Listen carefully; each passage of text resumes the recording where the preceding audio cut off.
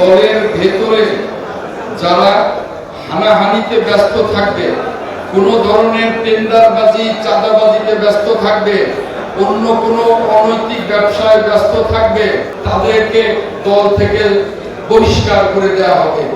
ইতিমধ্যে আপনারা জানেন প্রায় 1000-এর বেশি নেতা কর্মীকে তাদের দুষ্কর্মের জন্য বহিষ্কার করা হয়েছে। আমরা কিন্তু এই ব্যাপারে আমাদের নেতা দেশনায়ক তারেক রহমান জিরো টলারেন্স দেখিয়েছেন এবং দেখাচ্ছেন।